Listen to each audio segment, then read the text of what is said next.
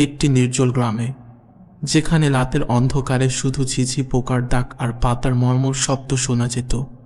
সেখানে একটি পুরনো বাড়ি ছিল।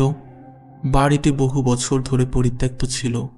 স্থানীয়রা বিশ্বাস করত যে সেখানে ভূতের আবাস। কেউ সেখানে যেত না। রাত হলে দূর থেকেই বাড়িটিকে এড়িয়ে চলত। একদিন এক সাহসী তরুণ, নাম তার আরিয়ান, গ্রামে আসে। সে ভূতের গল্প শুনে হেসে উড়িয়ে দেয়। তার মনে হয় এর সবই কুসংস্কার। সে ঠিক করে বাড়িটিতে রাত কাটাবে, প্রমাণ করবে যে ভূত বলে কিছু নেই। সন্ধ্যা নামতেই আরিয়ান বাড়িতে প্রবেশ করে। ভিতরে ধুলো, মাকড়সার জাল আর ভাঙা আসবাবে ঠাসা। সে একটি মোমবাতি জ্বালিয়ে বসার ঘরে বসে।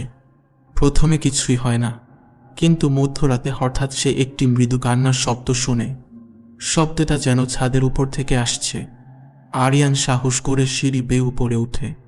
ছাদের ঘরে পৌঁছাতেই সে দেখে একটি সাদা পোশাক পরা মেয়ে দাঁড়িয়ে আছে। তার মুখে কোনো রক্ত নেই, চোখ দুটি কালো গহ্বরের মতো। মেয়েটি ধীরে ধীরে আরিয়ানের দিকে এগিয়ে আসে। আরিয়ান পা টেনে টেনে পিছিয়ে যায়।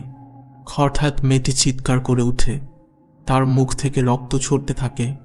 আরিয়ান দেখে তার হাত দুটি ভেঙে গেছে, খাড় বেরিয়ে আছে। আরিয়ান ভয়ে কাঁপতে থাকে। সে দৌড়ে নিচে নামতে চায়, কিন্তু সিঁড়ি গায়েব। মেয়েটি আরিয়ানের দিকে এগিয়ে আসে। আরিয়ান চিৎকার করতে থাকে, কিন্তু কোনো শব্দ বের হয় না। মেয়েটি তার গলা চেপে ধরে। আরিয়ান দেখে তার চোখের সামনে অন্ধকার নেমে আসছে। পরের দিন সকালে গ্রামবাসীরা আরিয়ানকে বাড়ির সামনে মৃত অবস্থায় পায়। তার মুখে ভয়ের চিহ্ন, চোখ দুটি বিস্ফোরিত। বাড়িতে আবারও পরিত্যক্ত হয়ে যায়, আর কেউ সেখানে যায় না।